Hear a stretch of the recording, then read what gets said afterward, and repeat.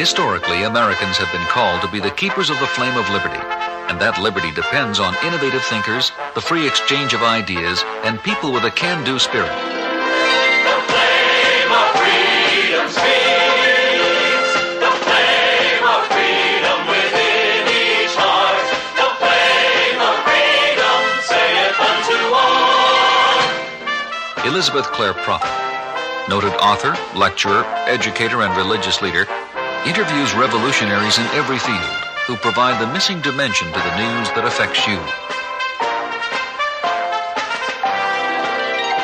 The forum you are about to see was filmed before thousands assembled at the Royal Teton Ranch in Park County, Montana.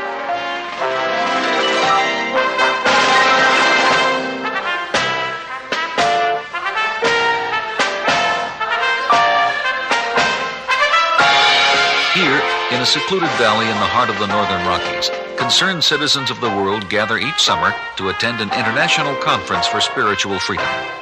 They commune with life, meet old friends and new, and hear the flame of freedom that speaks through Elizabeth Clare Prophet and her guests at Summit University Forum. This week, Elizabeth Clare Prophet interviews Professor Antony Sutton, the nation's foremost authority on U.S. support of the Soviet military-industrial complex. Their topic, the capitalist-communist conspiracy. Welcome to Summit University Forum, where the flame of freedom speaks. This evening we're speaking about the Soviet Union and the paradox and the enigma it has been since 1917. Here is a nation that cannot build a computer on its own technology and yet has a most sophisticated space program. The enigma of the Soviet Union has gone back to the days of the Bolshevik Revolution. For many, it remains an enigma, but not for our guest this evening, who is Professor Antony C. Sutton.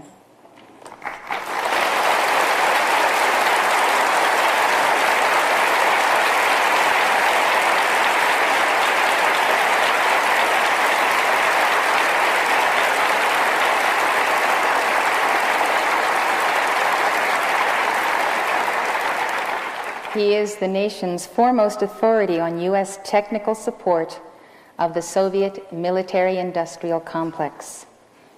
He is the author of a number of books which deal with the Soviet conundrum, including his 3-volume classic, Western Technology and Soviet Economic Development.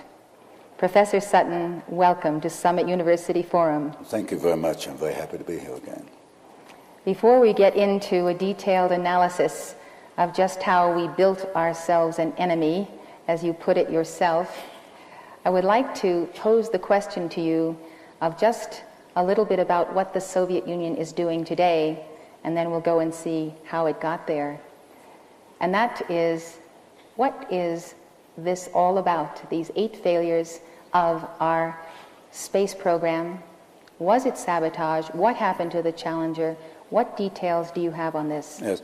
Well, there were 8 American failures, but there were also 3 French. The Ariadne rocket, the French rocket, they also had 3 failures in a row. Statistically, that succession of failures would come about, knowing what we do about the reliability of these rockets, statistically you're looking at 1 in 250 million. Now, if you want to believe that 1 in 250 million chance is acceptable, then go ahead. I believe fully, and I wrote within a week of Challenger going down, that this was clearly sabotage. That's one point. Statistically, quite clear it was sabotage. The second point is that, as you know, the Soviets always monitor from fishing, so-called fishing vessels, which are actually electronic espionage vessels. They monitor the launching from Cape Canaveral. They have these vessels offshore which monitor the radio communications. About 2 hours before Challenger left the launch pad, the Soviet vessels took off at flank speed. They left the launch area. The first time they've ever done this.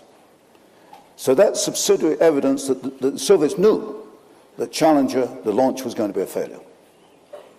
So you've got 1, the statistical probability, 2, the fact that the Soviet monitoring vessels left the area about 2-3 hours before the launch. And thirdly, I understand from sources the KGB had a big party in Moscow that same night. So those 3 points. I've got 10 other points I could probably make, but... Well, if the Soviets did do this, how precisely did they do it? Well, they have a variety of methods. You can take... let me give, without saying the probabilities of each method, let me give some of the ways in which they could have brought about this. First of all, as we might get into later, we know the Soviets using the Tesla techniques for modifying the jet stream, for modifying weather. They had been modifying the weather, we suspect, to the extent that particularly cold weather came down over Florida at the time of the Challenger launch. What does this mean? It has an effect on the solid fuel itself, and you always get a problem of vibrations in these types of launches. And there is a possibility that the cold air created perhaps an unstoppable vibration, and these vehicles are really, they look tremendous, they look strong, but actually they're very susceptible to structural failure. And given a certain amount of vibration, there's no question these vehicles will fail. So you've got one possibility, the alteration of the jet stream through Tesla techniques plus their knowledge of vibration. Secondly, they could use laser weapons from offshore. They could even use perhaps as something as innocent as a .303 rifle shell, which would penetrate by the O-rings, and then I think the video shows a little puff of smoke coming out of the O-ring, and then the whole rocket blew apart beginning at that point. So there's a variety of techniques they could have used. I don't know which they used, but I'm quite sure they did use one of them. From inside of NASA? Or outside of NASA. Either way. Either way. It could be inside or outside. My guess, and it's only a guess, it could have been in combination because about 6 months before the Challenger blew up, and the series of explosions began the previous August. So before even the previous August explosion, the captain, I forget his name, but who was in charge of training all recovery officers on the test ranges, defected to the Soviet Union. That man knew the failures of every one of our rockets. He could have told that to the Soviets. They would then know about the vibration weaknesses and structural weaknesses. So it could have been done from inside in that sense through a defector. It could have been done someone at Thiokol Company. I rather suspect outside or combination. Now, you mentioned Soviet weather manipulation as an a priori premise here, and we're going to get into questioning you about that a little bit later, because I think some people here are not quite ready to accept that the Soviets are controlling the weather. But that's what they're doing today. And what I'd really like to talk about now is how it all got started with the Bolsheviks in 1917. It's very important for us to understand, first of all, that capitalists and communists are not enemies. They have never been enemies. And in my opinion, they're in a conspiracy together, which I've called the International Capitalist Communist Conspiracy.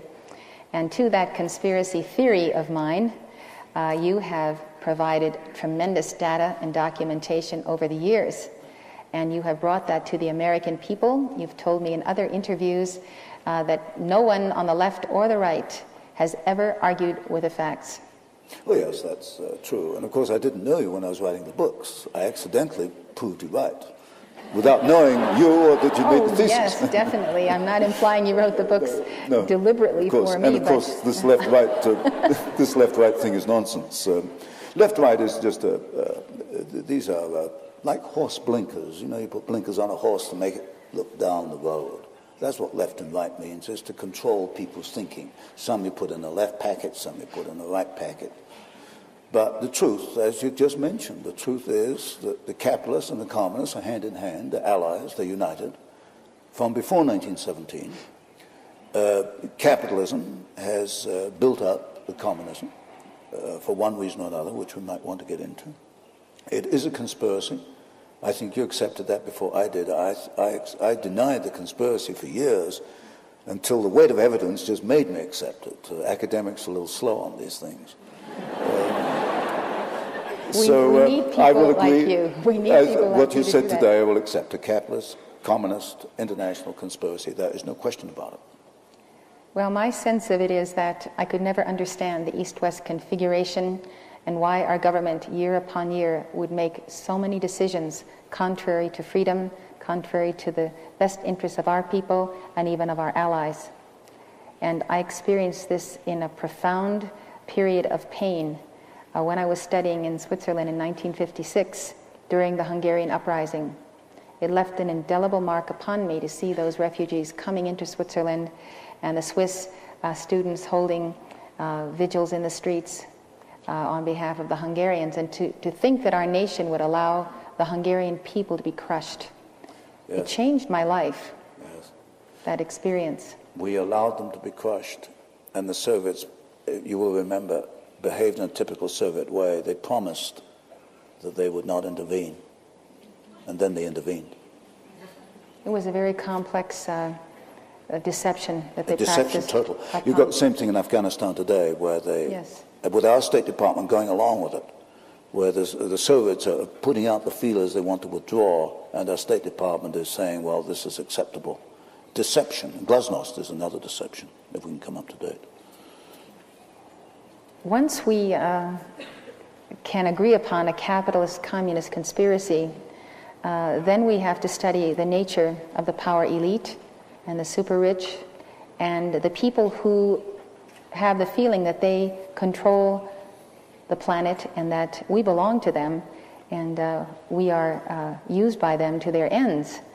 And I had a very interesting speaker once who was a professor who had done a lot of research on the profiles of the power elite, who very much assisted my theory concerning the fallen angels in embodiment, which we get from the texts of Enoch. So that is one of the other components to my worldview, which I don't expect people to accept. But I do believe that there is a breed and a life wave on this planet. I believe that they have to do with a fall, a descent, such as the scriptures of East and West tell us, and that they have descended and that they have taken embodiment. Theologians throughout the ages have argued against this because they don't want to accept that there are evil angels or that they are in embodiment. But this is a type of person who has no national loyalties, who is capable of running large corporations and starting wars, using wars for effecting change and so forth.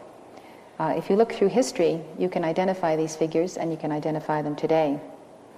So to me, all of that makes sense.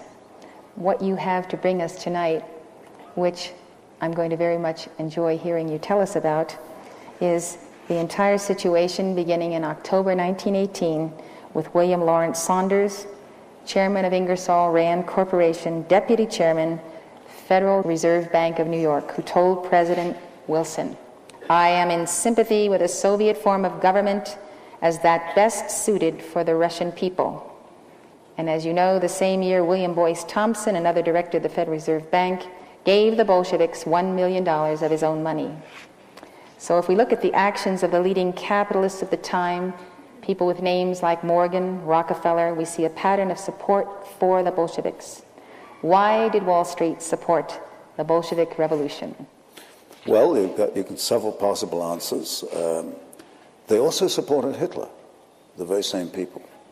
So they support the left, they support the right. So you go back to the Hegelian dialectic, thesis versus antithesis gives you a synthesis. If they want a synthesis of New World Order, they will get conflict. Conflict between apparent left, apparent right. There might be another reason that the capitalists want captive markets. They don't want to see the Soviet Union as another free enterprise, free society. And this is still the freest society in the world, in the United States. So they doom these countries, whether it be the Soviet Union in 1917 or Nicaragua today, they doom these countries to Marxist dictatorship so that they can be controlled from the economic and the political and financial viewpoint through what I see as the coming New World Order, the secular New World Order. So there may be a combination of reasons, and there's a deliberate creation of conflict to bring this about. So you have just made a rather shocking statement, and that statement is that American or international capitalists, as I call them because they don't have any American loyalties, would prefer to have socialist and communist captive states so that they can have captive markets. Yes, these people are not American. They're internationalists, and they're proud of being internationalists in their private conversations. And you just gave a quotation, which I found in the State Department files, from William Saunders, chairman of Ingersoll Rand, saying he thinks that Soviet communism is the best form of government, the best form of government for the Soviet Union. When you talk to these gentlemen, there's no question that they want power. And power in the political sense equates to socialism. Whether you call it National Socialism or Bolshevik socialism doesn't really matter. When you get centralized power, centralized political control, that is what these internationalist gentlemen want. They do not believe, as I've seen them, in the American way, the Constitution of the United States. They don't believe in personal liberty for you and I. And I was talking to a gentleman today who had worked in one of these corporate structures, and he remarked how it was just like a little socialist state where people are numbered, they perform numbered actions, they're little cogs in the wheel. That is what these gentlemen want. I don't see that as the strength and the beauty of this country. That's why I've spent 20, 30 years writing against them.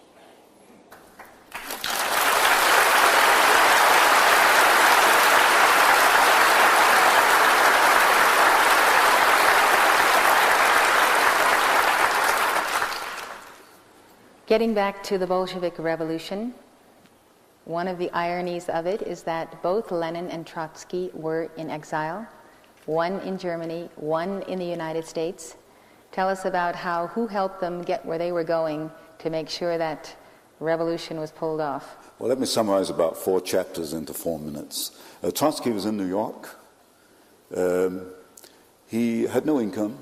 I summed his income for the year he was in New York. It was about $600. Yet he lived in an apartment. He had a chauffeured limousine. He had a refrigerator, which was very rare in those days. He left New York and went to Canada on his way to the revolution. He had $10,000 in gold on him. He didn't earn more than $600 in New York. He was financed out of New York. There's no question about that.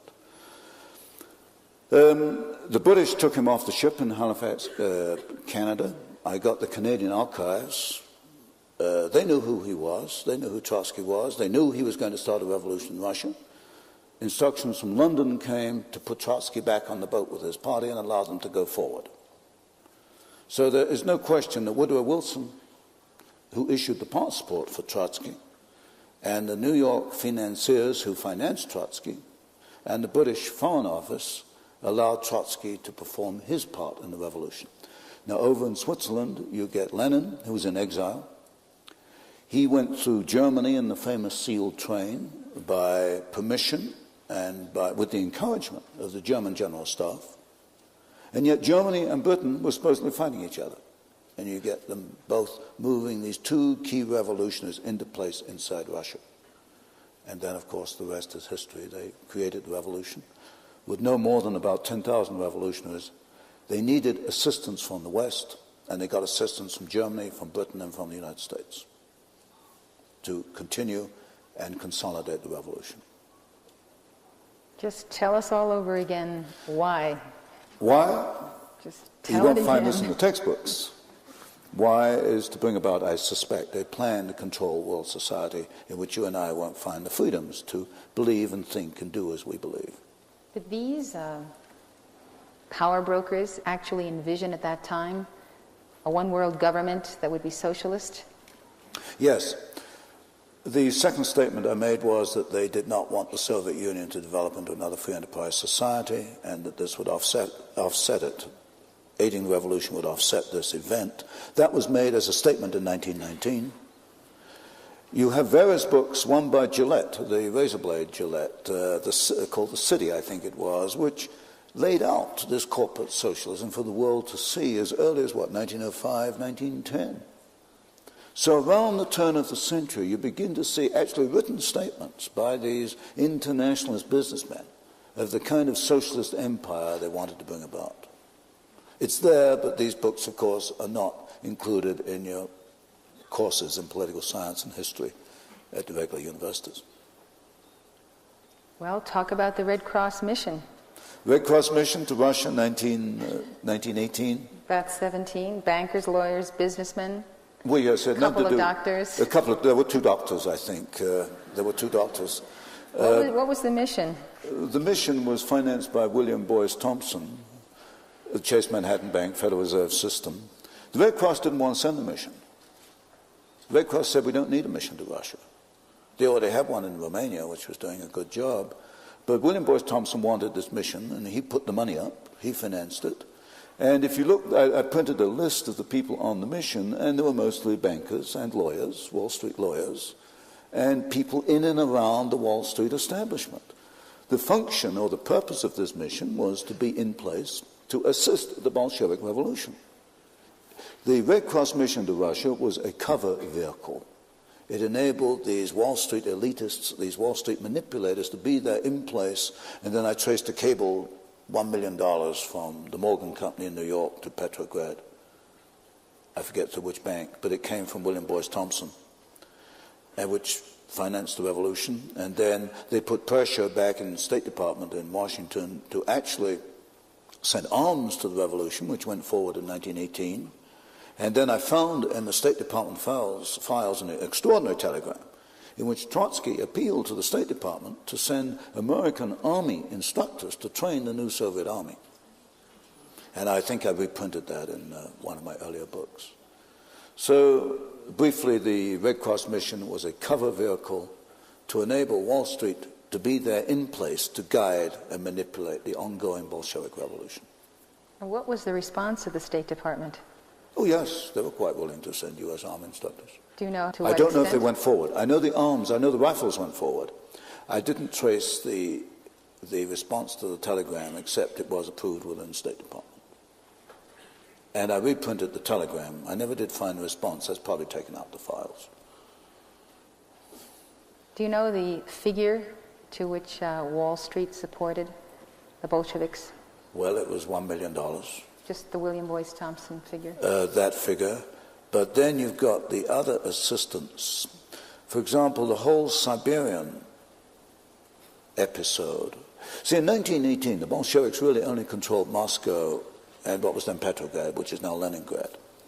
They could not have beaten off the White Russians, the Czechs, who were in Russia at that time, the Japanese, who were anti-Bolshevik.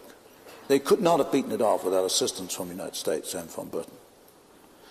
And the Siberian Railroad is critical because if you look at that map of Russia, you know, Moscow and Leningrad are stuck at the left end, and you've got that vast expanse of Russia, and the backbone is the Trans-Siberian Railroad. Now, the history books will tell you that American troops went in, they occupied the Trans-Siberian Railroad in order to prevent the Japanese from coming in. Well, this is absolute nonsense. I've never written the book. I hope to get around to it one day. I've got 2 big boxes of files on this. The purpose of the American army in Siberia was to hold the Trans-Siberian Railroad until the Bolsheviks were strong enough to take it over. And they did that very effectively. They held off the Japanese. They held them back near Manchuria. They evacuated the Czechs out along the Trans-Siberian Railroad. The French and the British gave up because they said the Americans are helping the Bolsheviks. They evacuated. And in one of these books, I reprinted a little clipping from the New York Times of, I think, 1919. Finally, the Bolsheviks got to Vladivostok, right at the far end of Siberia, near Japan, in which the local commissar addressed the American army and thanked them for aiding the revolution. And that was in the New York Times, and I reprinted it. Now, this is totally contrary to everything you find in the textbooks. The textbooks say we went into Siberia, to at least be neutral, and I suppose most people would assume we went in to stop the Bolsheviks. We didn't. We went in to help the Bolsheviks. There's no question about that. But as I say, that's a book I haven't written yet. There's no question that they could not have consolidated their revolution without the capitalists. Absolutely none. Absolutely none. They had too many enemies. Not only outside enemies, the White Russians. The Ukrainians themselves were not particularly happy. All your ethnic groups in Russia were not particularly happy with the Bolsheviks. They could not have won without Western assistance. There is no question about that. After the revolution, the West continued to support the Bolshevik regime. Right up to, what is the date today? July 1st, 1987. Well, consistently let's take it and step heavily. by step. Let's take it step by step. Fine. Go ahead. Well, the thing is, there's so much material. It's taken me, 6 books just to summarize it. And now I've got to summarize it in 6 minutes. Well, all right, the Bolshevik Revolution, we aided Trotsky and Lenin to get there to start the revolution, we and the Germans. And then we held the Siberian Railroad for them. Then they were starving. The factory, they couldn't operate the factories because the Bolsheviks shot all the managers and the technicians. Either that or they left Russia. The factories were closed down. Russia was starving. By 1922, Lenin himself said the end has come. They had no food. They had these closed-down plants. The plants were not destroyed in the revolution. That's what the textbooks will tell you, including Kennan, the State Department expert. He says the Russian factories were destroyed in the revolution. They were not destroyed. Why? Because I've seen the photographs after the revolution and right in the Hoover Institution Tower. There are these massive boxes of photographs of Russian industry after the revolution. They could not operate the plants. So what do we do with Averell Harriman and the Chase Bank and National Bank and our old friends on Wall Street? They go in there. And of course the Hoover Mission to feed Russia. We go in there and we have these 250, 300 concessions in which American companies went into Russia and they started up the idle plants. Averell Harriman took the manganese concessions. Armand Hammer, Occidental Petroleum, took the pencil factories and the asbestos plants. And all these top capitalists went in and they got Russia going on behalf of the Bolsheviks, because the Bolsheviks had either shot or kicked out all the people who could run, all the Russians who could run the plants. Another point, that Tsarist industry was at a very high level. Your textbooks will tell you that Tsarist industry was backward. It wasn't until the Soviets came along that it began to make progress. This is absolute nonsense. The Russians in 1913 had 2 indigenous Russian vehicles, Russian automobiles. There has never been an indigenous Soviet automobile. They've all come from the West. The Tsarist Russians produced an airplane in 1916 with a wingspan longer than the 747.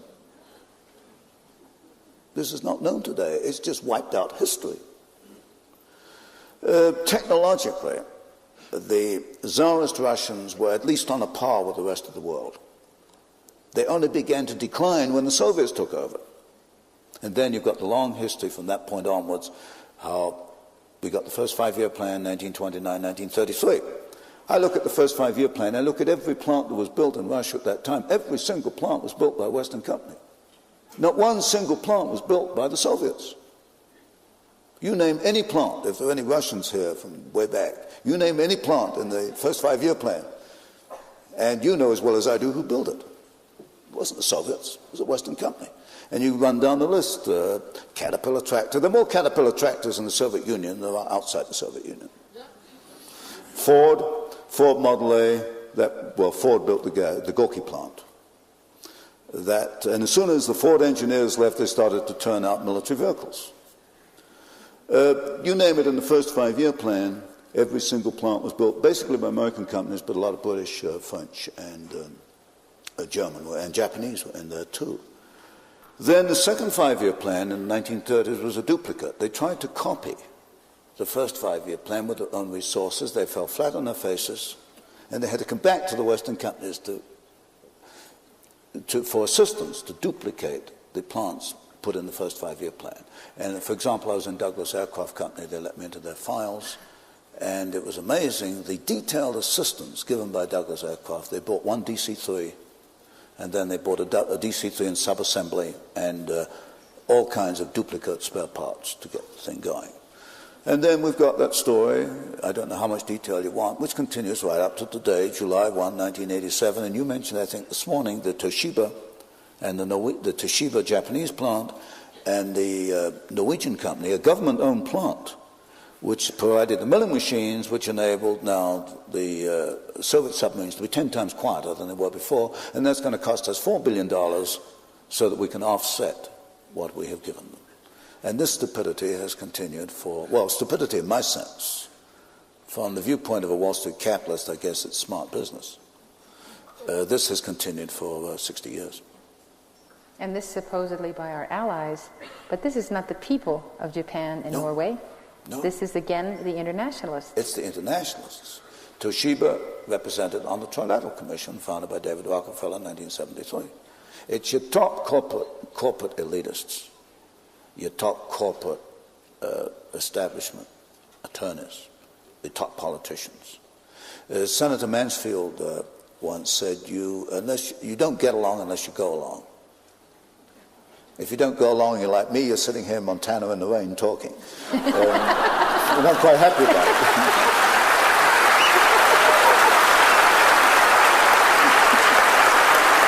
But if you go along, you've got to go all the way, like Mr. Bush. Sometimes they stumble, like Mr. Nixon, who thought he was president. He stumbled.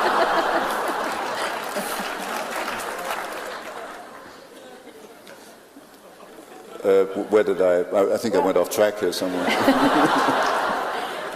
What this brings up is the confidence with which these internationalists can usher in a world communist society. Yes. And that confidence must come of the belief in their own immortality, that they will be exempt from this system when it comes in, and they will continue to function the way they always have. You know, that's a fascinating point.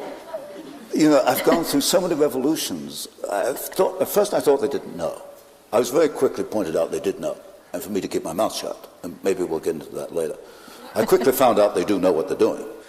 Then I thought they were stupid, you know, that when the revolution came, they were going to get shot, and, you know, they'd no longer be Mr. Harriman or Mr. Rockefeller, and they were going to be shot.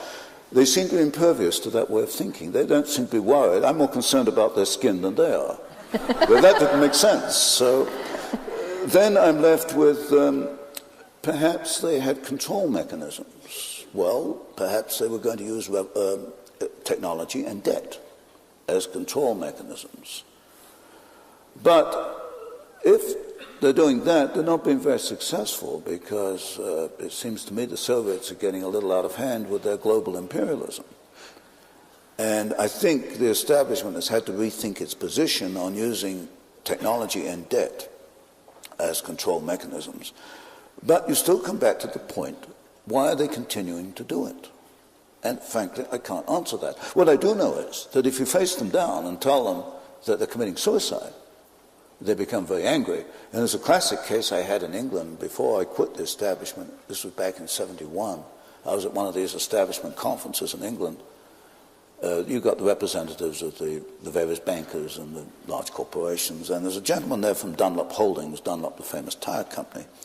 And I gave a paper on what we'd done to build the Soviet Union. And this gentleman, chairman of Dunlop, stands up and says, well, yes, everything Sutton says is right.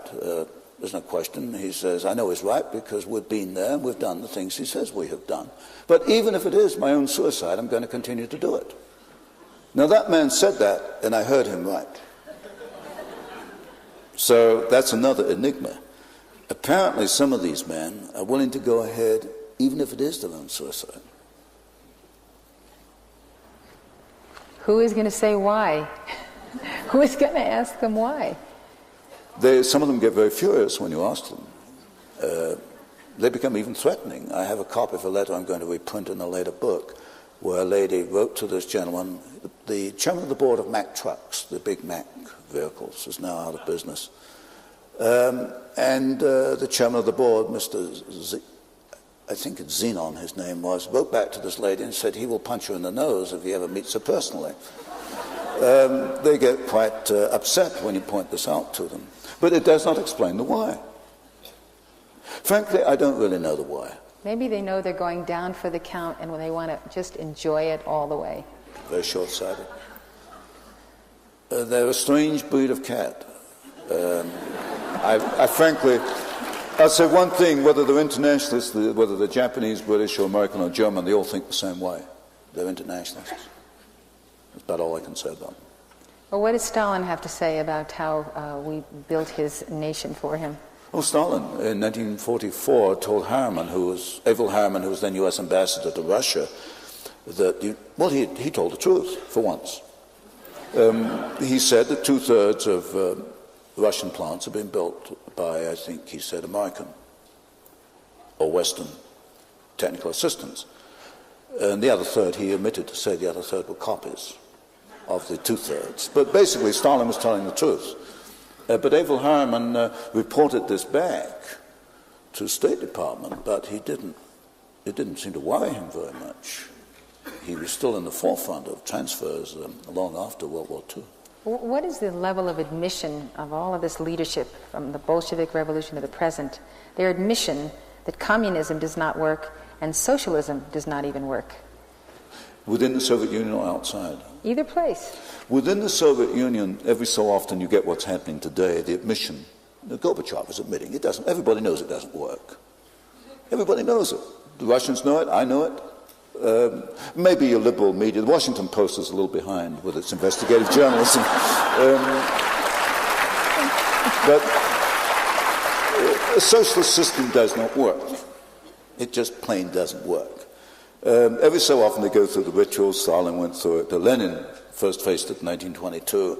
Stalin went through it. Khrushchev went through it. They all go through this process. They admit it doesn't work, and then they offer the bait, big contracts, and you get more Western assistance, more subsidies, more loans. We go in and we bail them out and we make it work.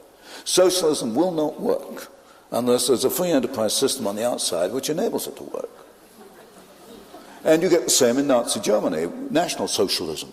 Socialism again. If you go back to the 1933, 1934 period, you'll find General Motors, you'll find General Electric, you'll find these big corporations pushing the latest in American technology into Nazi Germany. In fact, if it wasn't for the Standard Oil hydrogenation patents, which were transferred between 27 and 34, Germany could not have gone to war in 1939 because Germany has no natural oil resources. It has to convert coal, and Standard Oil had developed a process to do this. So socialism plain does not work. It's a free enterprise system that works. This admission, and therefore the changing of the system, means that this entire power elite no longer is in leadership. So they can't admit it, so they just keep going as long as Western banks and capitalists will prop them up. Yes, yes, and they play them beautifully. It was whining and dining in the old days, but now they've got, I think, more sophisticated methods which we may get into. I can't prove they're using it, but it sure looks like it. They flatter these businessmen. They're allowed to take their corporate jets into Moscow airport. They give them palatial apartments, which no Russian has ever seen. They know how to play them. They play them like violins, and they get what they want. Quite who controls who, I don't know. I'm not going to totally believe, as many people argue, that Wall Street controls Moscow. The Russians are much too smart a people for that. There could be another form of control in process, too. They are too smart. Yes. They just let people think that they think that they're controlling them. Yes. Well, you say in national suicide, 100,000 men died in Vietnam and Korea by U.S. technical assistance, Western assistance. Why don't you tell us how we brought this about? Well, we brought it about by making the rather ridiculous mistake of thinking you can separate civilian industry from military industry. we had these so-called Export Control Acts. We were allowing these plants to go forward to the Soviet Union, and we told the American people and the other people around the world and the free world that these were civilian plants. They had no military application. This was absolute nonsense. Any single plant in the world has some military application. The Russians knew what it was, and they immediately converted it. Immediately. Now, I knew this, and this is a little aside, indirect answer to what you're saying, but it brings out some other points we touched on earlier. I'd finished the 3 volumes. I catalogued the transfers by 1970, the middle of the Vietnamese War. I catalogued the transfers in 3 volumes from 1917 up to about 1966, plant by plant, technology by technology. I identified each technology, each plant in use in the Soviet Union. I traced the source of that back to its Western origin. Then Stanford, Hoover Institution, was holding Volume 3 in galley proofs, and they held them in galley proofs for 18 months, which is not a very efficient way of doing business, because you want to recoup some of your investment by selling the book. Normally, when you get to galley proof, you push that book out quickly to start selling the book. I got a little suspicious, and then I thought, well, there's a military application here, and I've been asked to keep out of the 3 volumes any implication that we might have assisted the Soviets militarily. Well, at that time, I was perhaps a little naive, and I didn't have to take out too much, because actually I'd not looked at the military implications at that point. But I got a little suspicious why they were holding Volume 3 in galley proof, so I started to look at the military implications. I wrote National Suicide without telling the Hoover Institution. And because of what was going on in Vietnam, we had men being killed there, and they were being killed with our trucks, with our technology. And it was still going forward. For example, the Gleason Works in New York was sending machine tools into the Gorky plant in Moscow in the middle of the Vietnamese War. Those trucks, those armored cars were turning up on the Ho Chi Minh Trail. So I knew this, and I was getting a little mad about it, so I wrote National Suicide, and then Hoover tried to suppress publication of that. They didn't succeed. When you get to the military implications of the transfers, you find that the establishment becomes very, very sensitive and doesn't want this discussed. What did Stanford say about national suicide? Well, this goes back a little bit to the Republican Convention in 1972, where I'd given a blistering speech. It was morally wrong to support the enemy. We had men being killed in Vietnam, and we were helping the other side kill them. I said, this is morally wrong. And I remember those senators and congressmen sitting up there with blank faces. Nobody wanted to hear. They took the cameras out.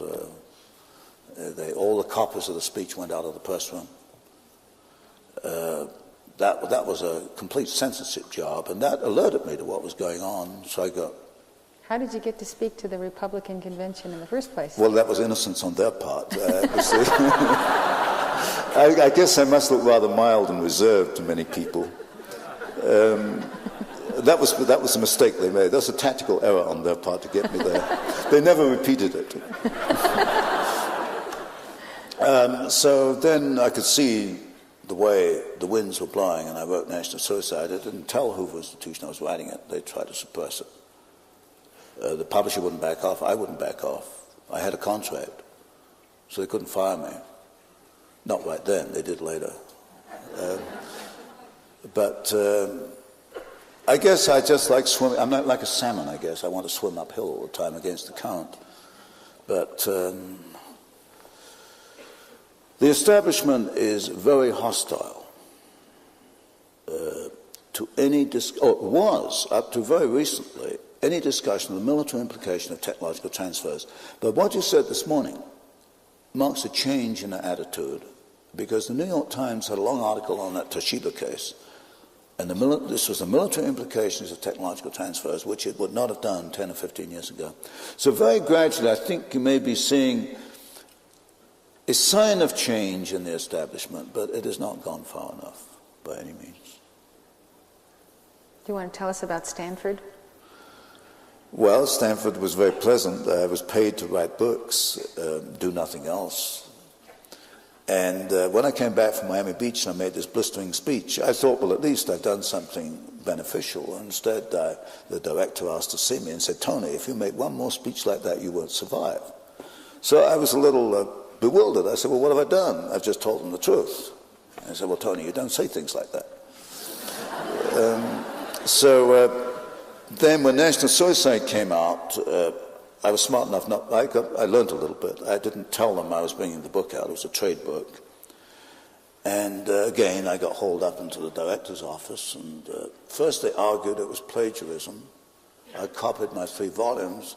So I gave a very innocent answer, how can an author plagiarize his own work? And that kind of stopped them cold. Then they said, well, anyway, that I couldn't write it because I was employed by the Hoover Institution. And I said, well, there's nothing in my contract which says I can't write this book. Then they dropped me at that point. They went back to the publisher. The publisher wanted to publish the book. He went ahead. That was Arlington House. And then in the end, they gave up on me. I got hauled upstairs again, and they wanted me to write, if I remember, a 3-volume biography of Herbert Hoover, which would keep me occupied for maybe 5 years and out of mischief. I declined that. And then they tried the bluffing routine. They said, well, you no longer are a fellow of the Hoover Institution. And then the next morning, my name and my secretary's name were removed from the personnel rolls. But what they didn't know is I had a contract. So I just produced the contract and Xeroxed it. I wasn't that stupid to give them the original. And then by that time I just had enough of this nonsense. And I left voluntarily about 2 years later and became completely independent. And that's about the time which I think you ran me down. And not literally, but...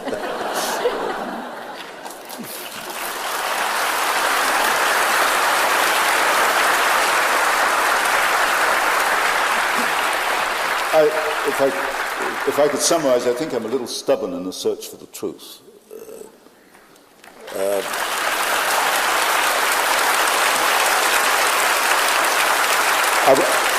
I can't say that I've got the whole story in these books, but at least I've got a lot of the story which is not included in what you might call your regular textbooks. Tell us about today. What is the technology from the West that's most identifiable, easily identifiable in the Soviet weapons systems? Oh, yeah, semiconductors. Oh, without question, semiconductors, because, today electronics is part of everything. Microphones, television, everything we do. Same with military weapons systems. In the mid-1970s, and I've detailed this in The Best Enemy Money Can Buy, the Soviets could only make semiconductors on a laboratory scale. The reason is the manufacturing process is so precise, so sophisticated. You have to maintain very precise quality control. They could only make batches of semiconductors. But batches of semiconductors out of the laboratory is no good if you're making thousands and thousands of tanks and aircraft. They had to have a semiconductor plant. They didn't even know what to order. The first step was Control Data Corporation set up a technical assistance agreement. Control Data told them what they needed to order in the United States to set up a plant to manufacture semiconductors. Then the Bruchhausen network, which was an illegal network, went about acquiring these individual machines, the ovens and the various calibration equipment, very precise equipment for the manufacturing of these extremely this is the core of all modern technology, these little semiconductors. The Bruchhausen network was, as a matter of fact, Bruchhausen has just been arrested in Germany. He was allowed to operate for 20 years. Just recently? Very recently. The Bruchhausen network, which was an illegal network, acquired the equipment for the Soviets, and then one by one they acquired the various pieces of equipment that were needed, illegally mostly, and then assembled the semiconductor plant in the Soviet Union. That is the key. Without semiconductors, they'd still be back with the old, you remember the old tubes, radio tubes? The same as Pravda in 1929 said that without Ford Motor Company, they'd stay in the age of the horse and the cart. And they would be. So we brought them into the 20th century, and now we've just pushed them into the 21st century. What about the whole affair of the grinding machines, the ball bearings? The Bryant Chucking Grinder Chucking case. Grinder Company, MIRVing their missiles. Yes, multiple re-entry vehicles. You've got a choice. You can either put one warhead on a rocket, or you can have multiple re-entry, independently targeted warheads, maybe 8 or 10 of them. The Soviets couldn't do that because they couldn't make the extremely precise ball bearings that you need for the guidance systems for these independently targeted warheads. The tolerances, you're talking something like a millionth of an inch tolerance in these little ball bearings. We knew that 98% of these ball bearings produced in the United States go for military end users. There's just no civilian use at all for these things. Made by one company, the Bryant Chucking Grinder Company. In the early 1960s, the Soviets wanted to buy some. Chucking Grinder Company was turned down by Commerce at that time. Then along came, yes, it was first the Johnson administration, then the Nixon administration. And under the Nixon administration, the Soviets were allowed to buy, I think, 64 of these machines, which was 1/3 more than we had in the United States. The only end use is to MIRV missiles. And Kissinger knew these had a military end use. We allowed them to go forward. Kissinger what? He knew they had a military end use. He knew the only end use of these machines, the Central Line B machine, was to make these little ball bearings which MIRVed the missiles. Did he ever give answer to this decision? He allowed it to go forward. On another case, the Kama River truck plant, he admitted that it had military end use. I've never seen his admission on the Chucking Grinder case, although Commerce and State by that time were arguing that it was peaceful end uses. It had been so infiltrated by these people. So they knew it had military end use. It's deliberate. Comes back to the first thing you said about conspiracy. I'd like to hear an alternative theory as to why this continues to happen. I haven't found a better theory. I struggled for 20 years denying there was a conspiracy. On television, on radio, between audiences, I said, no, there's no conspiracy. But like I said, academics are a little slow. I can't find any other explanation. If you go through the files, you go back, say, to 1918, I mentioned Trotsky asked for U.S. Army men to train the Red Army. You see this time and time again. It doesn't appear in the newspapers. The politicians won't talk about it. The administrations won't admit it. There's got to be a conspiracy of silence. There's got to be. I'm not saying that everyone that is a party to this is conscious of the overall scheme or of where what they're doing is leading in the end. But I think people are one at subconscious levels. Yes. I would say very few are aware of it. And most bureaucrats just follow orders. It comes back to the earlier quote I gave from Senator Mansfield, if you want to get along, you've got to go along. Most people, unfortunately, want to get along, so they go along. They don't ask the right questions or the wrong questions. They don't ask embarrassing questions. This applies to politicians, to bureaucrats, to academics. Academics may be the worst of the bunch. You know, they want the little consulting jobs and that kind of thing. They don't ask embarrassing questions. There's no money, there's no percentage, there's no profit in asking embarrassing questions about transfers of technology. You can make more money by going along.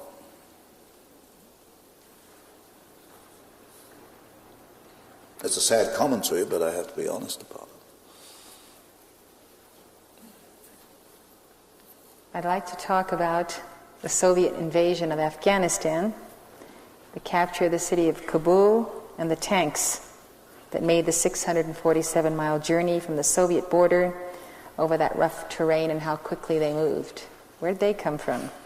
Well, the road itself. Let's start with the road. Let's start with the road. That is extremely rough terrain. Goes up, 7,000, 8,000 feet, I think, some of those passes. The road was built by the U.S. Corps of Engineers. The Army Corps of Engineers? Yes, U.S. Army Corps of Engineers. Built the road? Built the road. Now, that's a north-south road. Now, the Corps of Engineers is part of the Pentagon. Anybody in the Pentagon must know north-south in that part of the world is an invasion route. I would understand an east-west road, but there are very few farms in Afghanistan that need a road, for take vegetables to market. I don't accept that. That road is one of the finest engineering jobs in the world, built by the U.S. Corps of Engineers for the Soviet invasion. Okay, then you take the trucks, the Kama River truck plant. You ought to back up a minute, because so far we're talking about international capitalists and bankers. Now it's the Pentagon building the invasion route for the Soviets into Afghanistan. Where's the explanation? Well, the Pentagon's a puzzle. You have men there like Stephen Bryant, who unfortunately just left. Stephen Bryant and Richard Pearl. Richard Pearl just left. These men are aware of this. They fight against it on a daily basis. They fight against transfers on a daily basis. So within the Pentagon, and they even have an office of technology transfers, I believe, which is relatively new. They're now cataloging and tracking this stuff. Normally within the Pentagon, they're aware of this. But the Corps of Engineers, I suspect, is more politically oriented. They get into these water projects. And I think it's this political orientation that got them into this particular proposition. But again, they suspect that some general in the Pentagon would have objected, said this is an invasion route, we're going to make it easy for the Soviets to invade Afghanistan. Nobody protested, apparently. Do you want to talk about the tanks? The tanks. That came over the road? And the trucks, and the gasoline, the kerosene that powered these vehicles. It came from Western technology. Now, I don't have the up-to-date data on all Soviet tanks, but if you take up to, say, the T-55, they were using the Christie suspension. Christie's a good American name. Christie was an American inventor. Invented a tank suspension called the Christie suspension that was used on Soviet tanks up to the T-55, which is still operational. I don't know about the later models. I suspect they're still using it. The sights, the gun sights, direct copies of the U.S. gun sights. If you look at the airplanes overhead, the radar, look-down radar, copies of the U.S. radar. The gasoline, the kerosene, refined in plants using U.S. technology, built by U.S. engineers in many cases. Wherever you look, Kama River truck plant, whether you look at the truck, the tires, well, the gentleman from Dunlop Tire pointed out to me in 71 that he admitted putting in the tire plants for them. Wherever you look, it's the Western transfer of technology. Financed by American banks. Chase Manhattan. Now, it's funny, the banks get a little shy about reporting these loans. For example, I understand that the banks have to report loans to the Federal Reserve System, but they're not reporting these Soviet loans. The Soviet loans, they're not reporting? Not reporting. They're very sensitive about this, very shy, as I say, embarrassed. I can estimate in the last 2 years maybe about $1 billion has gone forward as being come from American banks at unbelievable interest rates. I mean, I don't know what you pay for mortgages here in Montana, but in California they're about, 11-12%, something like that, 10-11-12%. Soviets must be good customers because they're getting 8-8.25%. I don't know of any loan in the United States which goes out at 8-8.25%. In other words, they're in a better position than American taxpayers. And so that makes the American taxpayer the funder of the Soviet loans. Yes. And guaranteed by the Export-Import Bank, which again is taxpayers' money. These are guaranteed loans. Under the heading of strategic trade, the 1984 Republican Party platform reads, "By encouraging commerce in militarily significant technology, the Carter-Mondale administration actually improved Soviet military power. Because of that terrible error, we are now exposed to significant risk and must spend billions of defense dollars that would otherwise have been unnecessary. The Reagan administration halted the Carter-Mondale folly." End of quote. Who wrote it? Expose this statement of the platform. Well, I don't know who wrote it, but it's nonsensical. It's absolutely nonsensical. I mean, Reagan has done more than anybody else to build up the Soviet Union. So tell us about what Reagan's been doing and why has he been doing it? Well, just the lone example we were talking about, I mentioned just earlier.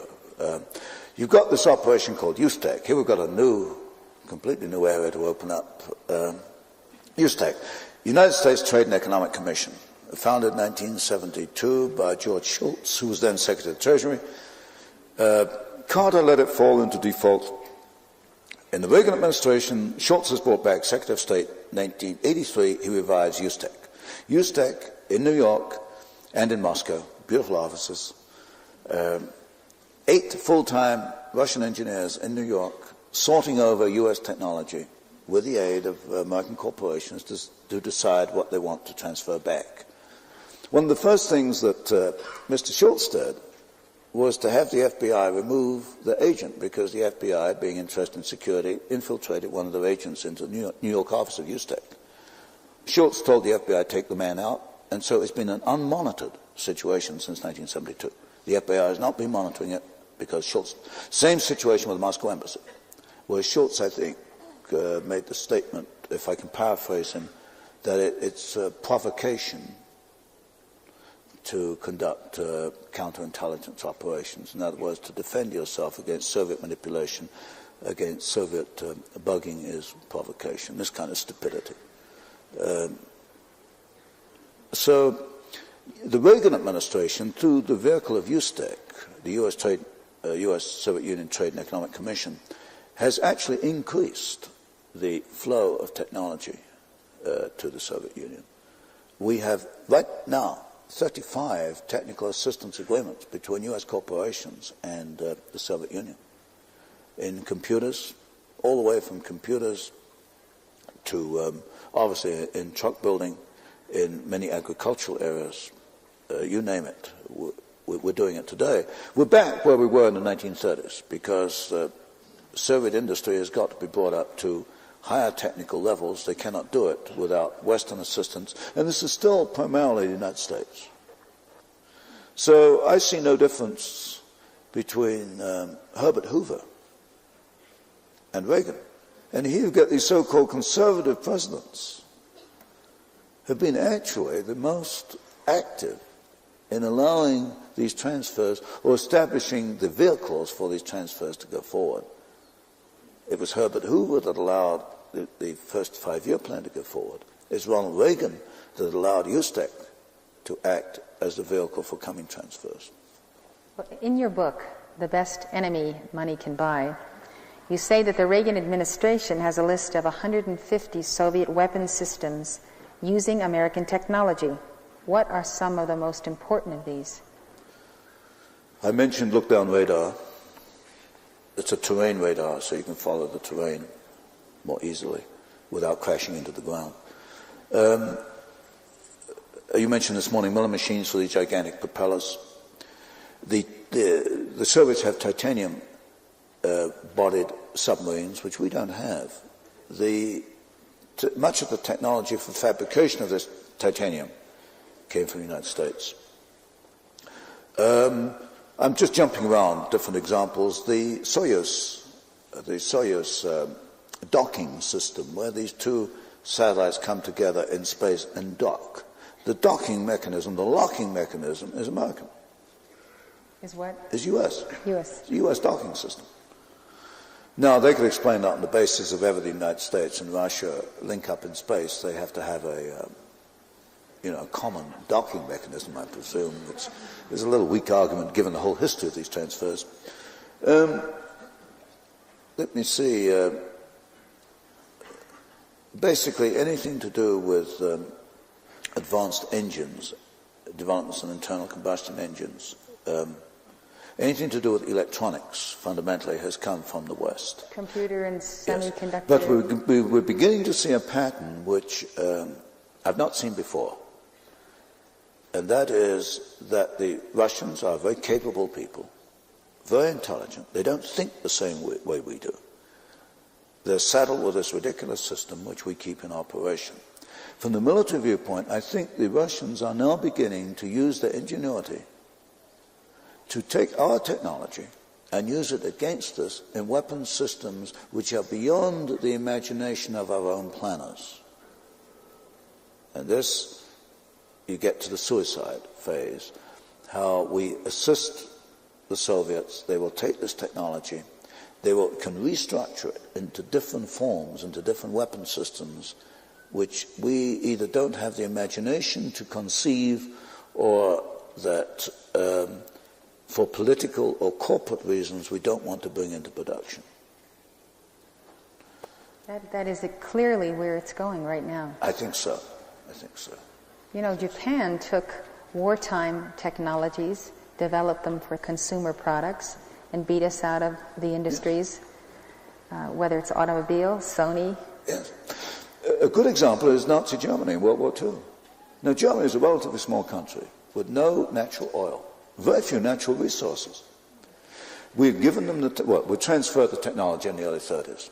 And yet, technologically, I think the Wehrmacht, the German army, was way ahead of the US and certainly the British army and certainly the Russian army. You can take individual weapons systems. Let me see, if you take, say, these little short weapons, the infantry weapons that aimed at tanks. The US weapon was the bazooka, the British was the Piat, and then the Germans produced the Panzerfaust, I think it was called. The Panzerfaust was well ahead of both the US bazooka and the British Piat gun for these projectiles. So you can take technology, and I think Nazi Germany proved it, and turn it on its originator in a military way. In other words, we have a precedent for what is happening now with the Soviet Union. Well, they have a greater taste for war, conquest, than our establishment has been able to focus on. So they have a reason to put hundreds of thousands of researchers into this. Yes, but I'm afraid it's more deadly than that. They have a greater taste for war. They talk about fighting for peace. You know, which is ridiculous, really. How can you fight for peace? Unless you think of it in Marxist terms. But they're more deceptive in their thinking. Americans, I think most Westerners tend to be straightforward. The Russians have the ability to, what I call double think. They can think in contradictory terms at the same time. And this, like Glasnost, for the sixth time, they're going to deceive us. You know, Glasnost openness, and there's no openness. They've let out, 100 prisoners from the Gulag, and there's another 1 million back there. But the Washington Post, God bless, in its innocence, sees these 100, Zakharov and the others, and made these photographs, so we get the deception of Glasnost. We don't think in terms of deception, certainly not in military terms, whereas the Russians automatically think of deception as an art, as a military form. How much is their strategic defense program dependent on the United States? Well, I just mentioned the semiconductor plant. You could not have strategic defense without semiconductors. Not in the slightest. So I'd say... would you say it's totally dependent? Totally, yes. Because what was the saying for the one of a battle? The shoe. The shoe, without the nail, you couldn't put the shoe on the horse to win the battle. The semiconductor is the nail. Without that nail, you can't put the shoe on the horse. Without the semiconductor, you can't have strategic defense. Totally. Well, let me show you a video clip, and I'd like to ask you to comment on it, of transfer of submarine technology to the USSR, the one by Toshiba and by the Kongsberg Company of Norway. Let's just look at this a minute. Secretary Weinberger tried to determine what to do about the Kongsberg Company, one of Norway's largest defense contractors, and the Toshiba Company of Japan. 4 years ago, they arranged for the illegal transfer to the Soviet Union of high-tech machine tools used to make submarine propellers work more quietly, thus avoiding detection. By misrepresenting the final destination, Kongsberg was able to ship computers to Japan, where Toshiba attached them to milling machines, which were then sent to the Soviet shipyards at Leningrad. Suddenly, U.S. anti-submarine forces noticed their listening devices were having trouble finding Soviet subs. In time of war, this could permit the Russians to play havoc with U.S. efforts to resupply allies like Norway and Japan. This is a severe loss that requires remedial action, and without that remedial action would give the Soviet an advantage they couldn't otherwise have obtained for themselves. To penalize the two companies, the Pentagon first threatened to block their exports to the United States. But then Norway and Japan began criminal investigations of their own, and the Pentagon now appears ready to back down most of the way. Can I make a comment? Please. I think you would not have seen this 15 years ago. So this is a slight change in a sane direction. You've got the Secretary of Defense complaining about a transfer of technology. They're getting worried, and for good reason. For good reason. But it's a little late in the day. Where is it all going to lead? That's difficult to say because of several factors which you can't see very clearly. I don't know how far this trend of Caspar Weinberger is going to continue. For example, Schultz is still arguing for transfers. Corporate America, like corporations around the world, Toshiba included, are still going to press for transfers. So, although we see a slight change in direction, I think the main direction transfers are going to continue. Inevitably, at some point, there's going to be a global shift of power. We shall then become increasingly under Soviet dominance. You can see that in Europe. You can see the Soviets penetrating into the Indian Ocean, into Central America, into Africa. They're feeling very sure of themselves. That's one thing. Secondly, you've got a whole new area of weapons systems, which I suspect are being used, in fact I know are being used. We apparently, officially, don't even know they're being used on us. This whole area of psychotronic warfare, we know it's being used. But when you look at, say, the reactions of State Department, they act as if it is not being used.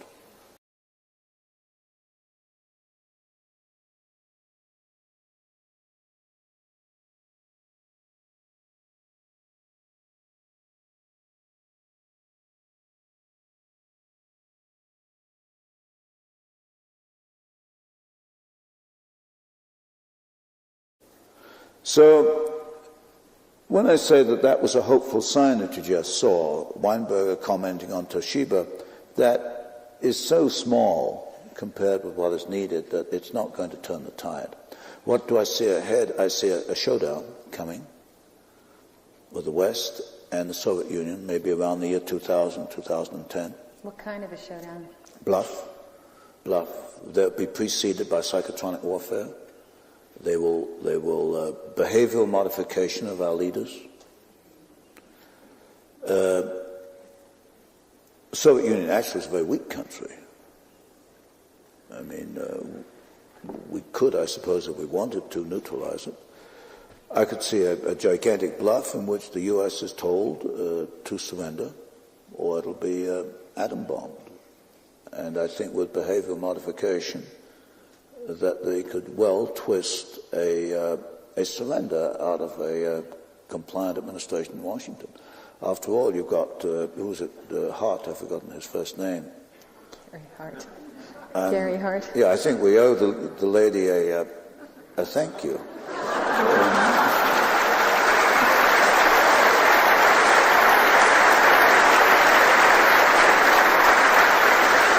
Because I would dread to think of a man like Gary Hart in the White House and being faced by a Soviet threat.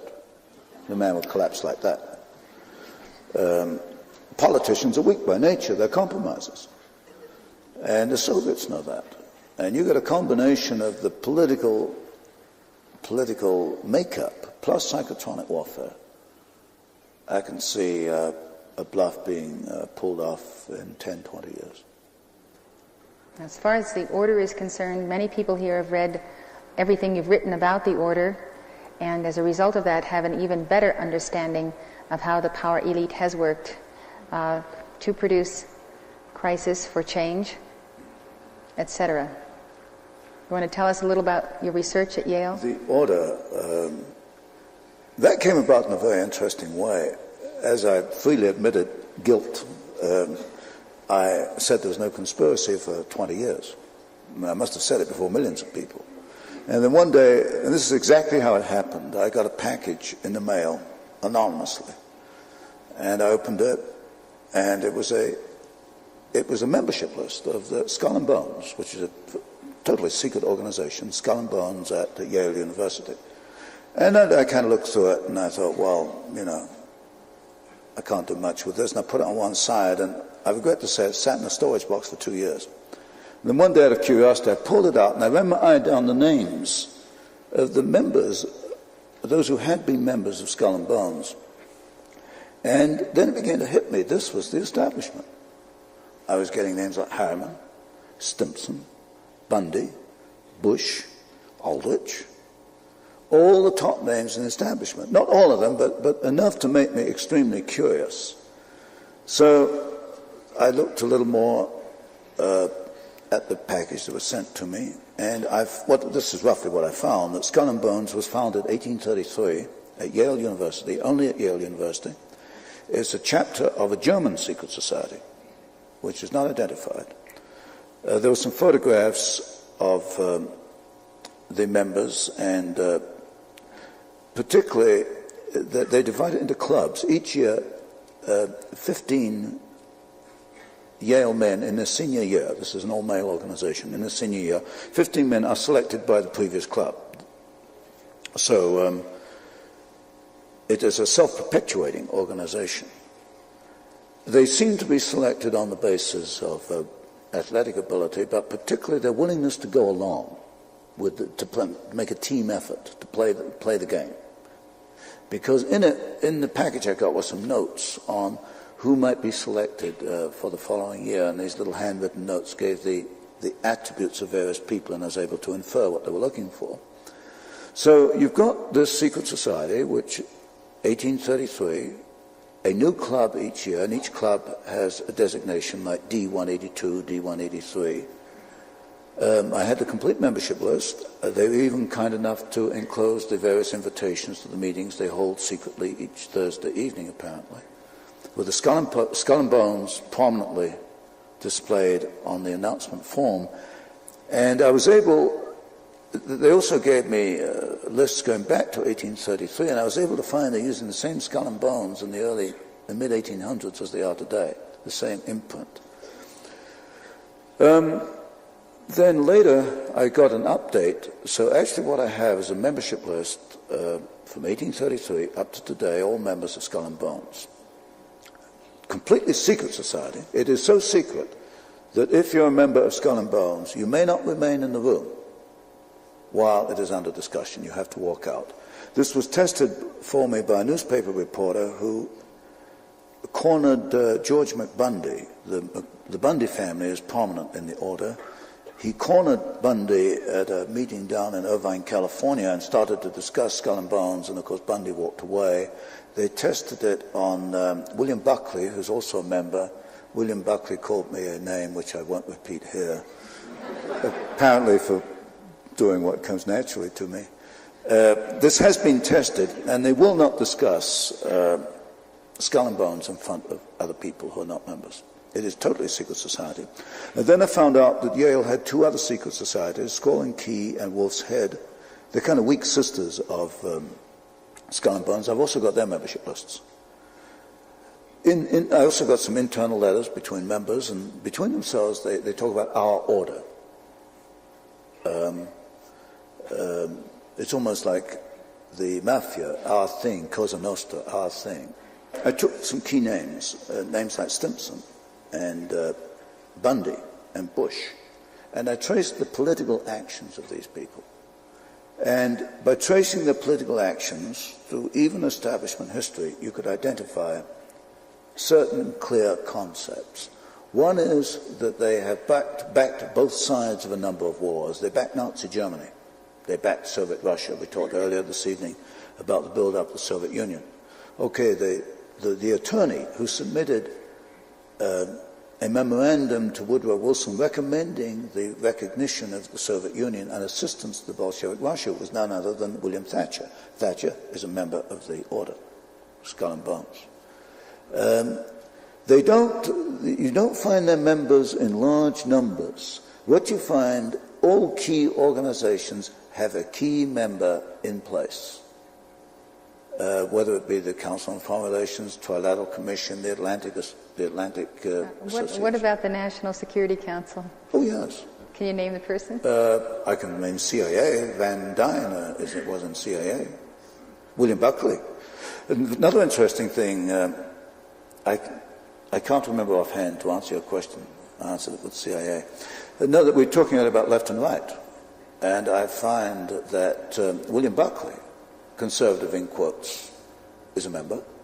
But so is the Reverend Sloane Coffin, who's way on the left because he organized the anti-Vietnamese War resistance. In fact, it was William Buckley's club that selected William Sloane Coffin in the next club. So here we established the phony right and the phony left. You find the representatives on the right, the representatives on the left. Now, there used to be a Marxist journal, I think, the Monthly Review, that was founded by the Order. A Marxist journal? Marxist journal. It's a very important Marxist journal because it is the link between the old Marxists of the 1930s and the new progressives which came up in the 50s and the 60s. The Monthly Review was actually founded by Matheson, who's a member of Skull and Bones. They financed it. That's on the left. On the right, Time, Life, Fortune. That massive complex was founded and financed by 22 members of Skull and Bones. That's a lot of members. Well, they need a lot of money. 22 of them. They need a lot of money. It's cheaper to finance a Marxist journal than a Time, Life, and Time, Life, Fortune. What you find is the key people or members in key places, and their influence is felt. Then another thing I found, so all right, they operate this phony left-right, they create wars, there's no question about that.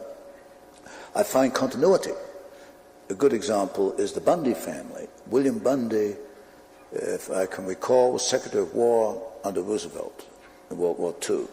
At the end of World War II, he pulls in his two sons, William Bundy and McGeorge Bundy. They, in turn, under Kennedy and Johnson, become National Security Advisor to the President and, I think, Assistant Secretary of Defense. So you find continuity within families. The Simpson family the same way. The Bush family. This is how they perpetuate their political control. So basically what you've got is secret societies within the Ivy League universities, because the equivalents exist at Princeton and Harvard. Within the Ivy League universities, they control power, they're self-perpetuating, therefore their deficiencies, their ideas, and their weaknesses are also self-perpetuating, as I see it. This, I think, explains why so many things about our foreign policy go wrong. That, very briefly, is the Order. Well, the Order on Education was extremely helpful. And that I had to write very quickly because I'm not an authority on education, but the pattern came out very clearly through Golladay and going back to Germany, the German educational philosophy of the 19th century. So, how do you see the Order in USTEC? Well, again, the Order has its men in USTEC.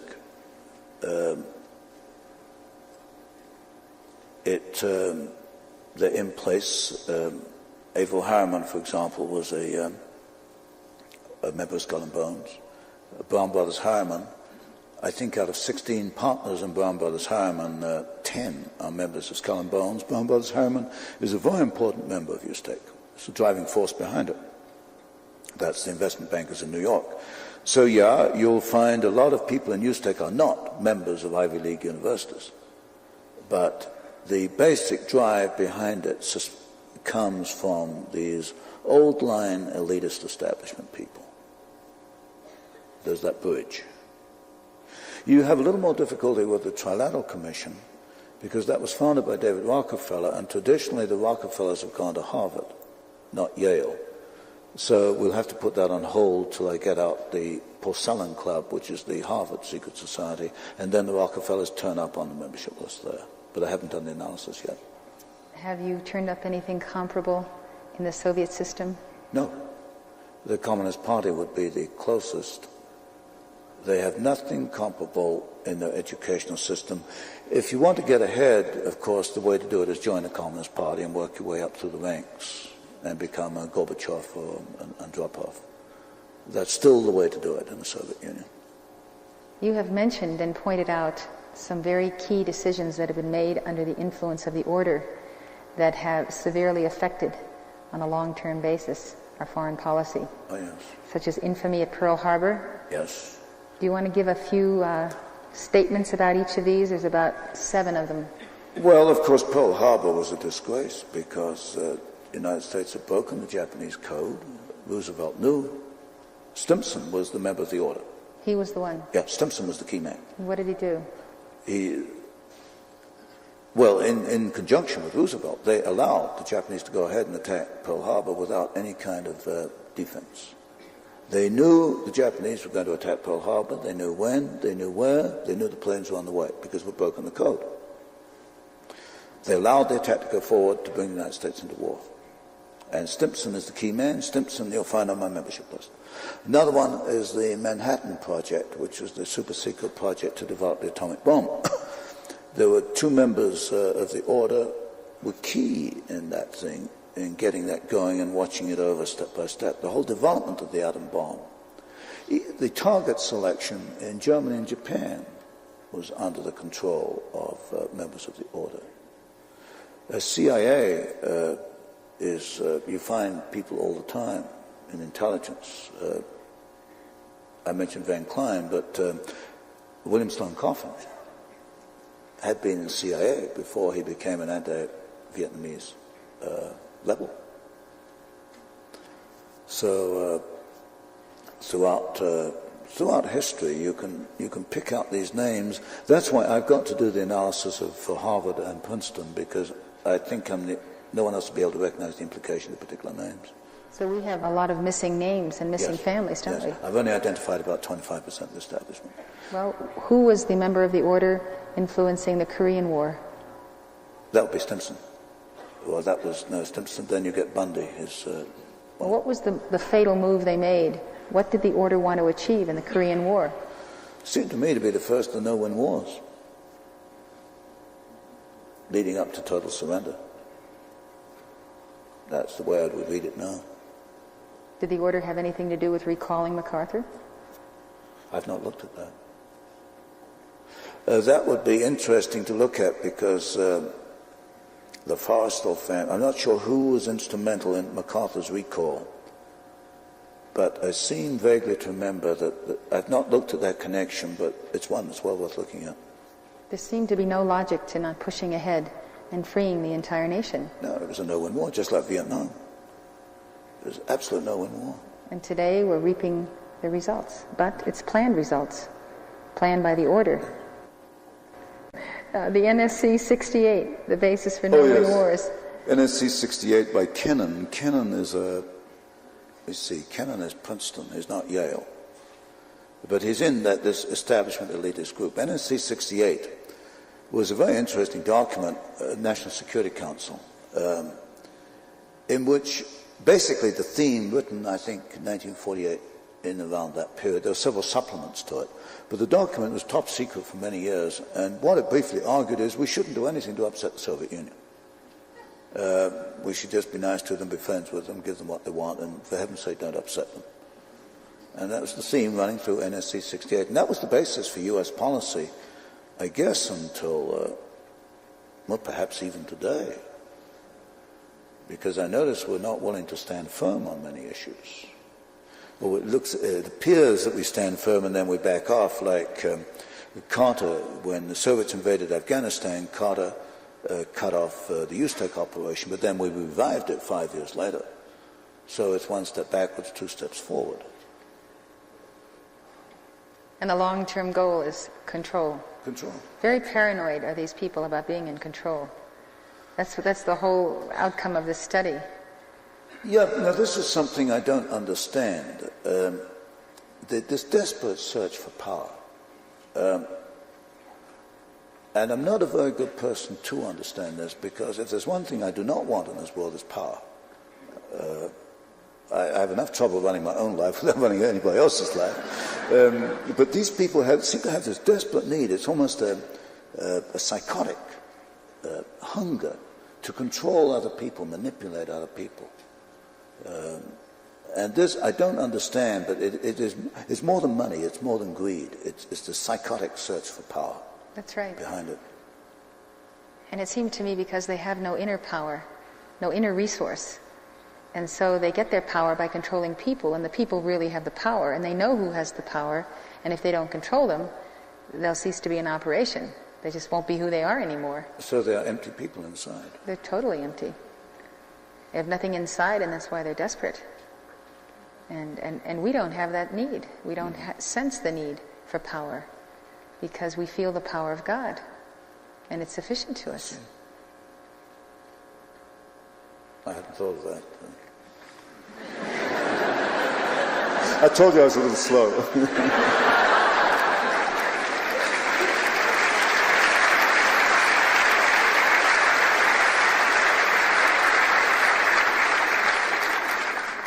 Well, how about the order in the attack on SDI? Oh dear, I am slow this evening. I've not yet identified a direct link. Now, Vice President Bush is a member of the order. And Vice President Bush, of course, is one of the few Republicans who's been ambivalent on SDI. If normally you look at Dole, your top-ranked Republicans have come out for SDI. Bush's statement was ambivalent. He said, under certain circumstances I would be for it, under certain I would not, without defining what circumstances.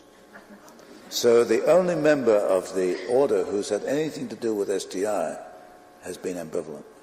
In other words, leaving the way open to say no. Well, maybe the certain circumstances have to do with who is calling the shots from the order, which brings me to the question, is this a consensus that is reached, or is someone behind the scenes giving out these directions?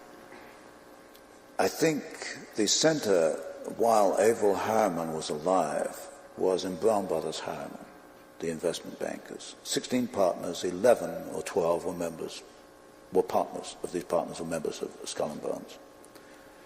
That was the center. The center appears to have shifted now more towards perhaps the Bush family, the Mellon families, that group of families which go back into Texas oil, although people don't know this about Bush. It appears to have shifted into that area. But I'm a little out of touch with my sources. They only show up every so often. They send me another batch of material. I've not had any contact for about 18 months now. These anonymous packages? Oh yeah, they keep sending the anonymous packages. When I began to publish it, they ran some tests on me. I got a letter from a gentleman who claimed he was a member. He was writing under a code name, and he said he had more information to give me. He wanted the defect or something. I forget the exact word. So I wrote back through, not through any of my addresses, and said I wanted to meet him and asked him certain questions.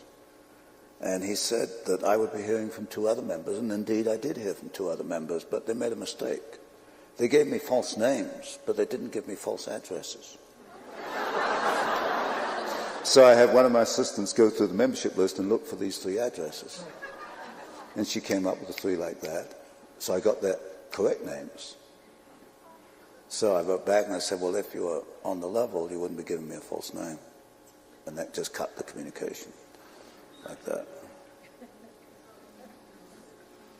So it does exist. It is a secret society. They're not very happy with me. And that doesn't concern you too much? Oh, not in the slightest. I'm happy they're not happy with me.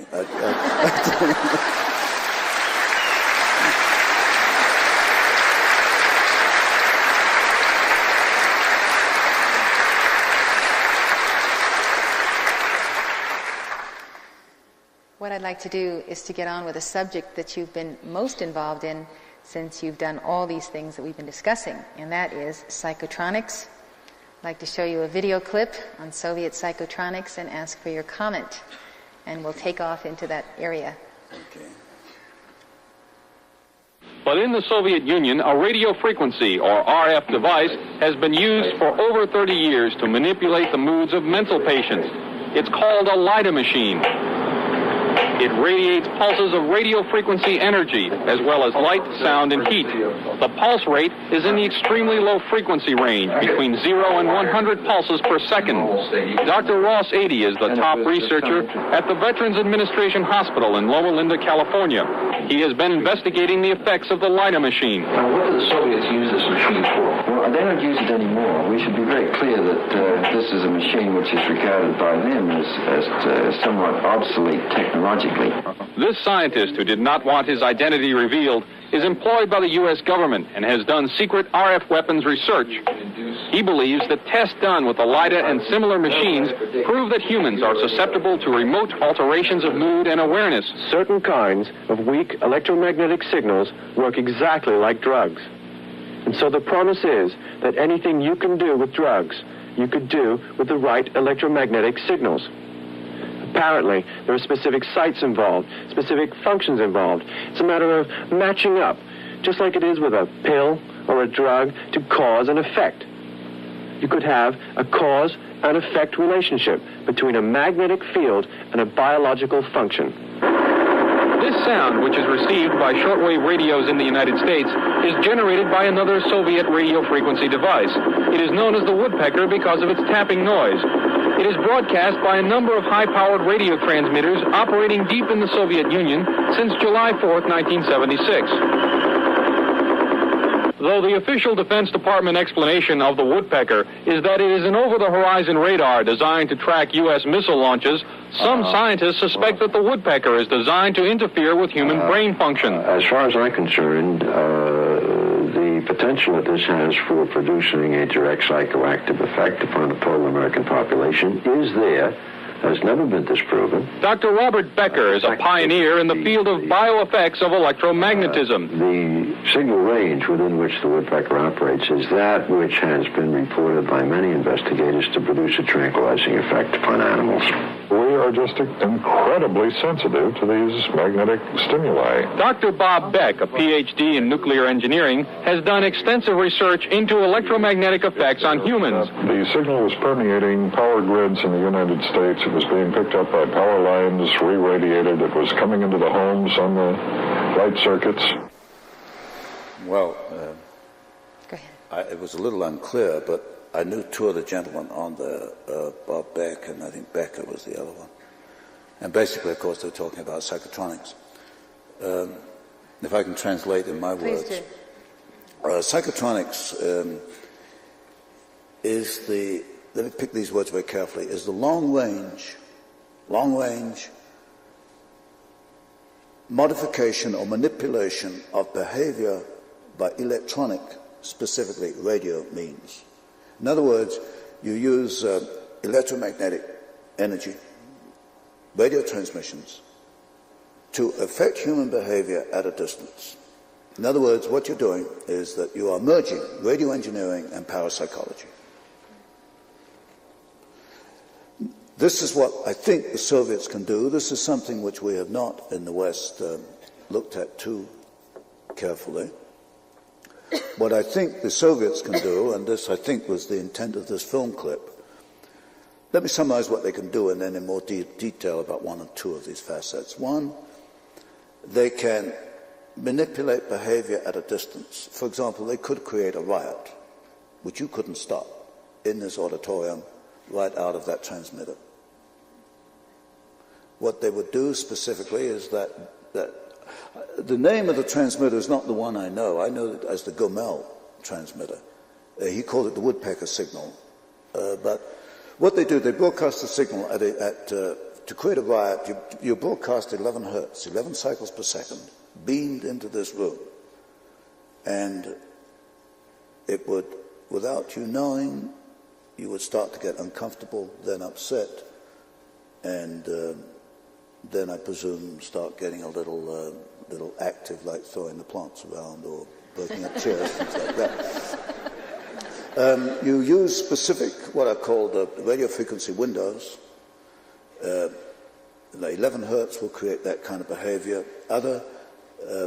Other frequencies, other windows will create other kinds of behavior. You can create a passive behavior. You can make people go to sleep. You can create narcotic effects. It has been used actually as an antidote, as a cure for narcotic addiction. You can make people alert. You can make them misconstrue, misunderstand things. Each has a specific, very precise frequency. We know what these frequencies are. We know the behavior modification that can be brought about.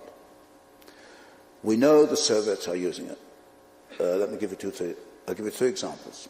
One, the Moscow Embassy in 1977, the State Department discovered that its employees are being zapped by what they call microwaves, that were really these transmissions, extremely low frequency transmissions.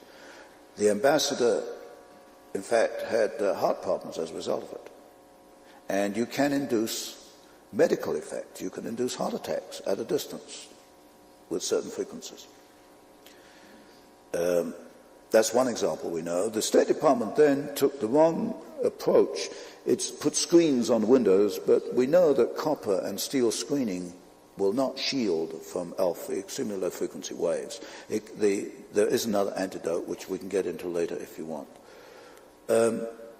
One, we know you can modify behavior through beaming radio waves on specific frequencies at a distance. We can do that. How great a distance? Well, the transmitter they're using is at Gomel. We know that that was beamed on Eugene, Oregon in the late 70s. They were picking up, I forget the cycles per second, I think it was about 9 hertz. And that was very intense at 3,000 feet. They got public health people picked up a number of, I think 20, 30, 40 cases of disorientation, headaches, nausea, that kind of thing, which you would get from that frequency. A more clear example is not Eugene, Oregon, although I'm fairly sure of that case, is the Canadian cases, Kirkland Lake and Timmins, Ontario, both bombarded by the Soviets. In this case, I'm in touch with a Canadian scientist who did the analysis for the Canadian government. There is no question in his mind that the Soviets bombarded Kirkland Lake and Timmins with a frequency which would create disorientation, headaches, and nausea, that kind of thing. So the distance, if you can get a radio wave in there, you can get this effect in there. It's the frequency on which it operates. The purpose of this was an experiment to prove what they could do and what they could do in wartime? I think in the early 70s, this was experimentation. I think what they're doing today is not experimentation. If you look at the State Department, which as I see it, has not made one decision in our favor. Every decision is against us. If you look what happened in the Moscow Embassy, if you get Schultz saying that counterintelligence is not productive, these ridiculous statements, you begin to think that, okay, you can bring this about through psychoactive warfare, psychoactive manipulation using alpha waves, extremely low frequency waves. And that's what Robert Beck and the other gentleman were saying. Do the Soviets select certain individuals in the United States, or do they take a picture of them and put it in a machine in the Soviet Union? Field. Or what do they do? There's several different things here. Firstly, I cannot prove that the Soviets have done this, but what I do know is that the West Germans issued their diplomats with protective devices about 10 years ago. In fact, I have the circuit diagrams for these protective devices. The West Germans have recognized the problem. They have taken moves against it. The State Department in '78 was not recognizing the problem. I don't know if they've taken any moves against it. It looks as if they have not. By their behavior. by their behavior. It's no coincidence that everybody in the State Department is soft on communism wherever. Yes, you could bring this about by psychoactive manipulation. Well, case in point today is Korea. You think the Soviets are doing that? Riot night after night, day after day, doesn't stop? The frequency they know, 11 hertz. You want to create a riot in here, I'll prove it to you. I can get the equipment. Why don't you just try first putting everybody to sleep? Well, you can put people to sleep too. Now this is where I'm very, very disturbed, because in the West we don't think in terms of warfare, certainly not to achieve objectives. Well, at least most of us don't, except the elite.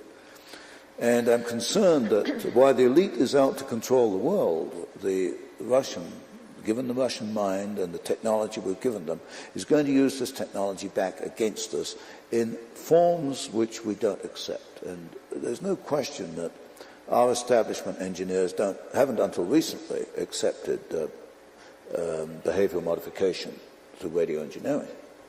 Now, both these gentlemen you noticed on here, they can talk because they're outside the establishment. They do not work for the government. In fact, I just had a letter from one of them. And this is the consensus among these people that this can be done, and secondly, it is being done. Now, there are other things that, in addition to behavioral manipulation, they're a little harder to pinpoint. I rather suspect that the Soviets can identify objects at a distance, say through radar. They can estimate the shape, the size, and the composition. In other words, one can analyze the return spectrum and analyze that and find the composition of what they're looking at. So theoretically, you could put a beam into, say, this top-secret installation inside it, and you could get a picture back, very roughly, giving the shape, the size, and the composition of the article that was the other end of that beam. They can use it, I suspect, for telepathy. Telepathy, for a long time, has been a random sort of phenomenon.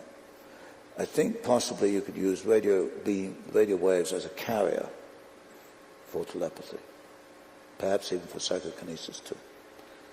Well, telepathy can be mind manipulation if someone doesn't recognize it as an exterior communication. Yes. So that basically is what psychokinesis is. Then the one you mentioned about the putting the picture in the well, the number of end uses for that, I don't know which one you had in mind, but for example, it could be used for finding people, tracing people. You could put a picture of a person within this machine and through a map, have it trace out the coordinates where the person is. I heard that it was used in one case, the U.S. Navy, now I cannot verify this, it's only it's just hearsay, that the U.S. Navy did experiment with this kind of operation by getting the signatures of Soviet submarine commanders and using this process for identifying the location of this particular submarine. Now that's a fantastic achievement, by a signature. Yes. You can't hide anything on this earth, not even a thimble. Yes. Now, do you think the Soviets are targeting certain segments of our population that are the leadership, the Congress, the military, or do you think that over the pole are coming ELF waves that are affecting the entire population, beaming these between 3 and 4 a.m. in the morning and so forth? Yes. Well, if you look at Washington, you go into Washington, it's like a world apart.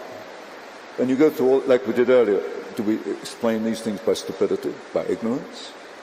And you're almost left up by default with this behavioristic manipulation. It's the only one that really fits. I mean, these people are so out of touch with reality, as I see it, and as you see it, that this really becomes the only explanation that will hold water. Well, when you have a few people that are not in any way influenced by it and take their stand for reality, for truth, for common sense, do these people have a natural repellent of these kind of energy waves? Is it the strength of God within them, or what is it that keeps some people totally clear in their thinking? Well, as I've tried to say today, I've always explained it, my position on the basis I'm just thick-headed and rather slow. I don't see things the same way as other people. But I think there's got to be an inner force, and a spiritual power, which enables us, perhaps gives us an inner strength to see truth, to see things as they really are. And these people, as you mentioned, don't have this inner strength, this inner power, this inner reflection of God. The people that succumb. People are doing these things. The people projecting the waves and those that are receptive to them. Yes, both sides. Both sides. And when you look at the people who are receptive and who tout this line, they seem to have had the capacity for vulnerability to this before they came under that attack. Like Schultz, for instance. Yes, a vulnerability. Yeah, like Schultz. I mean, you could say he's a victim of ELF waves, but Schultz was Schultz before he was a victim of ELF waves, is what I'm saying. Yes, it's whether the Soviets manipulated his psychological weaknesses or the ELF waves brought them about. But the kind of person you get in Washington, a person who searches for power, you can guarantee that 95% of the people in Washington have got this lack of inner strength, as you mentioned. You know, it's been observed by top people in Washington that the attrition rate on the part of people visiting the Soviet Union and then coming back and being soft on communism is amazing. In fact, they can go to the Soviet Union and be totally turned around in their views and become pro-Soviet. Do you think that therefore there is a greater effect of this mind manipulation in Soviet territory at closer range? You're getting this with the businessmen. These top businessmen go to the Soviet Union and they come back. Dwayne Andrews is a very good example. He's chairman of Archer Daniels Midland. They come back from the Soviet Union and they may as well be reading a translation of Pravda when they come back. It's the straight party line, right the way down. Now, they weren't always like that. But they do go visit Moscow and they come back and they gradually get into this party line business. What is very disturbing with a man like Dwayne Andrews is he is a very big financial contributor to people like Sandra Dole. He backed Hubert Humphrey for many years. But you do get this phenomenon, not so much with diplomats, but you certainly get it with businessmen. They go there, they're wined and dined. I suspect they get this psychological manipulation. And they come back. And then they parrot the party line. When you challenge them, they become confused and hostile. That's a real telltale sign, isn't it? Real telltale sign. The hostility is a front because there's no reason behind it. It's a bluster. It's bluster. And I've seen that at first hand. They become very antagonistic. I've seen it too. Yes. Which is weakness. There's nothing behind it. They're confused themselves why they're saying this and why they're doing this. And then they fear the reality they're being told because somehow their inner mechanism is repolarized around something else. Yes. I don't think there's any defense against psychotronics except to raise one's vibration. And that's why I made the album The Only Way to Go Is Up.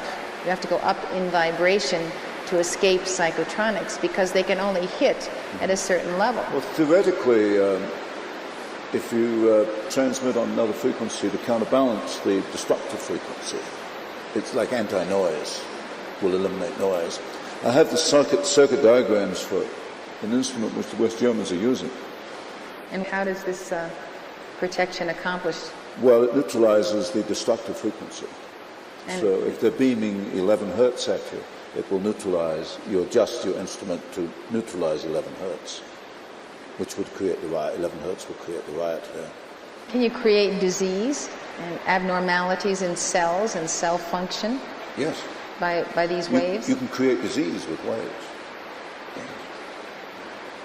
You know, the Soviets are very vociferous about accusing us of having created AIDS. Does that tell you anything about the Soviets? Yes, a guilty conscience. Well, a guilty something. Yeah, I'm quite convinced they're using both psychotronic warfare and weather warfare. Tony Sutton, you've done it again. You've been the flame of freedom that speaks at Summit University Forum, and we thank you. Thank you very much.